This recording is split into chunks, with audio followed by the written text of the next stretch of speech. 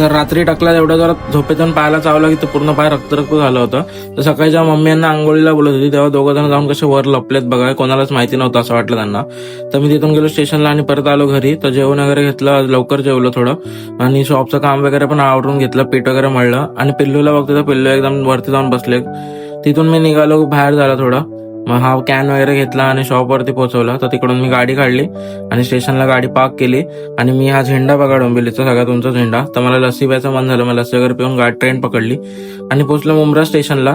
तर मुंब्रा देवीच्या लांबूनच पाय वगैरे पडून मी पूर्ण काम वगैरे आवरून घेतले आणि येताना मला कल्याण ट्रेन भेटली होती. तर आलो आणि डोंबिवलीत थोडं ताक वगैरे पियालो, थोडं शरीर थंड झालं आणि लिफ्टमध्ये मिरर सेल्फी काढतोय, पण आमची सेल्फी जाऊ द्या, आता काय बोलणार.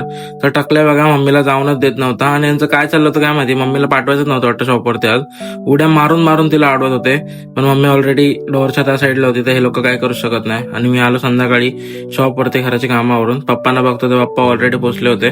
शेव मुरमुरा हातात कुठला तरी पिक्चर बघून. मग पप्पांनी आवरायला घेतलं, मला बोलले तू पण आवरायला मदत कर. मी असाच बसून होतो, खेळत होतो डॉन सोबत. तर मग पटकन मी पण घेतलं, बाहेरचं सगळं आवरून घेतलं, भांडी वगैरे घासायला बसलो आणि सगळी भांडी घासून घेतली. आणि हा रोजचाच रुटीन आहे भांडी घासायचा शॉपचा, जेव्हा मी नसतो तेव्हा मम्मी घासते. तेवढ्यात बघतो तर पप्पानी पूर्ण गाडी नवीन अशी चकाचक धुवून काढली आणि मग पप्पानी केला शॉप बंद आणि हा याचा पॅकअप डे.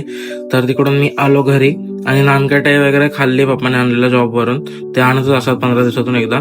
आणि तर असं झालं होतं की रात्री मी झोपलेलो आणि अचानक 2च्या दरम्यान टाकले आला आणि पायासोबत खेळायला लागला. त्याला माहितीच नाही की माझा पाय आहे आणि तो त्यासोबत खेळत होता. तर हा ब्लॉग कसा वाटला ते मला कमेंटमध्ये नक्की सांगा.